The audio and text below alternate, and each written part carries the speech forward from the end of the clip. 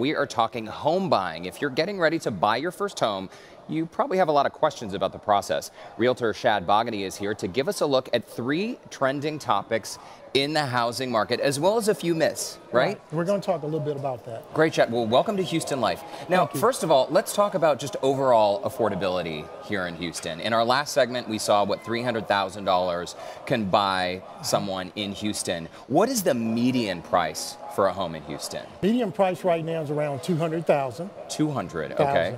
And the average price is right at about $289,000. Okay, what's the difference between median and average price then? Median, if you throw all the halves, the highs out and all the lows out, that's the median price. Gotcha. But averaging out, we're closer to 300. Now, how do we stack up in terms of other cities? Because I know, again, in our last segment, we were talking about square footage and how much you can really get. In a city like Indianapolis, for instance, are we more or less expensive than that? We are probably more affordable than Indianapolis right now. What about a city like Charleston? Charleston's probably more affordable than we are. Okay, how about our neighbor, San Antonio? San Antonio is the most affordable major urban area in the city of in Texas. It is the most affordable. Okay, so when it comes to home affordability, what should first-time buyers be aware of? I mean, let's say someone is setting out to buy a house and they might not even know how much they can afford. Are there any good rules of thumb? Yes, it is a few. The first thing you need to do is pick a team. And the team is going to be the realtor that you choose. Then you sit there and listen to that realtor and let him guide you through that, or she to guide you through that process. So the first thing you do in that process is that you try to get pre-approved in that process. And then once you get pre-approved, then you get with that realtor and you go out and start searching for homes. But you've got to get pre-approved, not pre-qualified, but pre-approved. Okay. And are you seeing, I'm seeing here in my notes that there is this trend of families moving away from the city out into the suburbs to find bigger space, more affordability, essentially. Well, what's happening right now in Houston used to be so affordable, and now it's not as affordable as it used to be. And so basically now families are moving out because they're trying to find that right home at the right price. Inside the Loop has exploded. And it's funny about the Houston area, it's imploding and exploding here. So you get more families moving out in the suburbs trying to find that affordable home. We are more affordable. We used to be more affordable in any major city. Now, because of home prices rising, as Katie showed you earlier, we're now becoming less affordable. But if you're coming from California or New York, or Chicago, we're very affordable. Exactly. It's like they're giving them away for free here. Right. What about programs for a first-time buyer? Are there financial assistance programs that people should be aware of? There are several programs out there. You have TSHAC, which is Texas State Affordable Housing Program, which will give you 5%.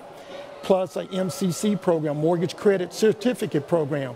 Then you have the TDACA, which is the Texas Department of Housing, that has a program. You have the Mortgage Credit Certificate that's out there, which gives you a tax credit of $2,000 as long as you're in the house and paying interest up to $2,000. Wow, so if people are concerned that they might not have the full 20% down, there are programs out there that would help, that would assist with that. Now, what about the mortgage process? I mean, pre-qualifying for a loan versus pre-approval for a loan. There are a lot of confusing terms for some folks. Well, great question.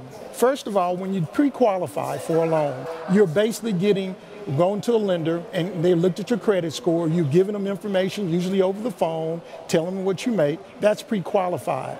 Then pre-approval is when you've turned in your paycheck stubs, they've done your credit, and then they verified everything. Then they take it to an underwriter who makes a decision. Pre-approval is much stronger than a pre-qual. Got it. So a pre-approval is like when you're ready to pull the trigger. Right. Now, let's move on to a few of the myths when it comes to home buying. Now, the first one, true or false, you must have 20% down to purchase a home. That's false.